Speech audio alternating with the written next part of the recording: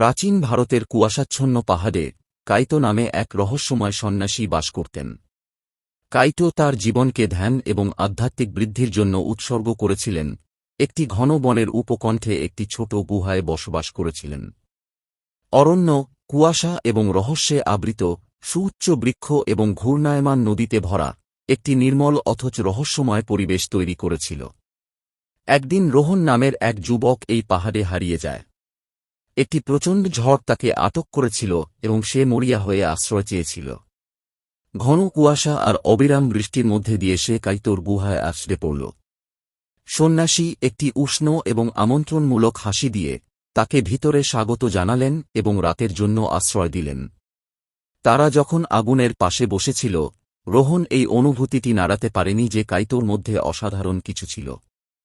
সন্ন্যাসীর চোখে গভীর, প্রায় অন্য জাগতিক প্রজ্ঞা ধারণ করেছে বলে মনে হচ্ছে, এবং তার উপস্থিতি শান্ত এবং অস্থির উভয়ই ছিল।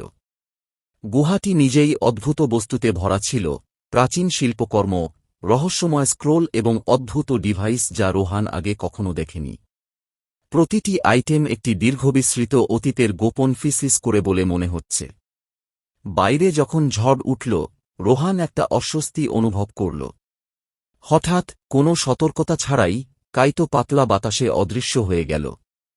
আতঙ্কিত, রোহন উন্মত্তভাবে গুহাটি অনুসন্ধান করেছিল, কিন্তু সন্ন্যাসীর কোনো চিহ্ন খুঁজে পায়নি। তার অনুসন্ধানে গুহার গভীরে একটি লুকানো ঘর আবিষ্কার করে। এই কক্ষটি আরও বেশি রহস্যময় বস্তুতে ভরা ছিল, প্রতিটি শেষের চেয়ে বেশি বিস্ময়কর। এবং তারপরে ম্লান আলোতে একটি ফিসফিস প্রতিধ্বনিত হল, রোহানের মেরুদণ্ডকে ঠান্ডা করে দিল। সত্যটি সরল দৃষ্টিতে লুকিয়ে আছে, রোহান, চোখ নয়, আপনার হৃদয় দিয়ে দেখুন। শব্দগুলো বাতাসে ঝুলে আছে, গুহাকে এক ভয়ঙ্কর নীরবতায় ভরিয়ে দিচ্ছে। বিভ্রান্ত এবং ভীত, রোহান ধ্যান করার সিদ্ধান্ত নিয়েছে, কিছু স্পষ্টতা খুঁজে পাওয়ার আশায়। যখন সে চুপচাপ বসে থাকল, তার নিঃশ্বাসের দিকে দৃষ্টি নিবদ্ধ করে, তার ভিতরে এক অদ্ভুত শক্তি তৈরি হতে লাগল।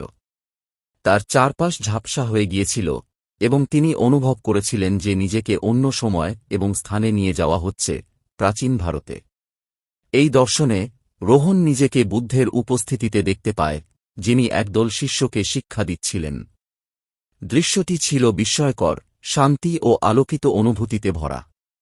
শিষ্যদের মধ্যে কাইতো দাঁড়িয়েছিল, হাসছে এবং অনুমোদনে মাথা নেড়েছে। সেই মুহূর্তে রোহন বুঝতে পেরেছিল যে কাইতো সাধারণ সন্ন্যাসী নয়। তিনি প্রাচীন জ্ঞানের একজন অভিভাবক, গোপনীয়তার রক্ষক এবং আলোকিত হওয়ার পথে একজন পথপ্রদর্শক ছিলেন।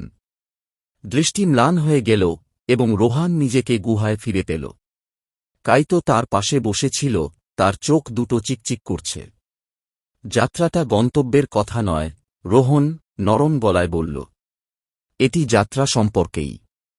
এবং কখনো কখনো ভ্রমণের জন্য আমাদের সন্দেহ এবং ভয়কে ছেড়ে দিতে এবং অজানাতে বিশ্বাস করতে হয়। পরিবর্তিত ব্যক্তিকে গুহা ছেড়ে চলে গেল রোহান।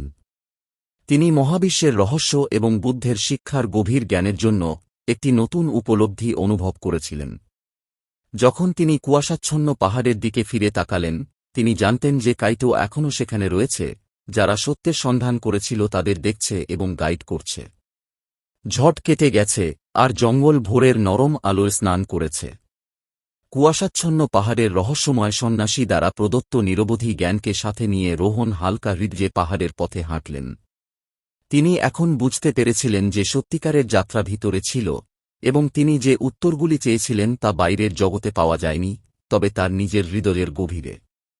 এবং তাই কাইতোর কিংবদন্তি, অভিভাবক সন্ন্যাসী, ভ্রমণকারী এবং অনুসন্ধানকারীদের অনুপ্রাণিত এবং গাইড করতে থাকেন যারা কুয়াশাচ্ছন্ন পাহাড়ে প্রবেশ করেছিলেন, তাদের মনে করিয়ে দিয়েছিলেন যে আলোকিত হওয়ার পথটি আত্মার একটি যাত্রা, এবং সর্বশ্রেষ্ঠ রহস্যগুলি প্রায়শই সমতলে লুকিয়ে থাকে। কাইতো এবং রোহানের গল্প আমাদের শেখায় যে জ্ঞানার্জনের যাত্রা রহস্য এবং চ্যালেঞ্জে ভরা, যা আমাদের বিশ্বাস এবং বোঝার পরীক্ষা করে। এটা আমাদের মনে করিয়ে দেয় পৃষ্ঠের বাইরের দিকে তাকানোর, আমাদের হৃদয় দিয়ে জ্ঞান খোঁজার এবং সাহস ও বিশ্বাসের সাথে অজানাকে আলিঙ্গন করা।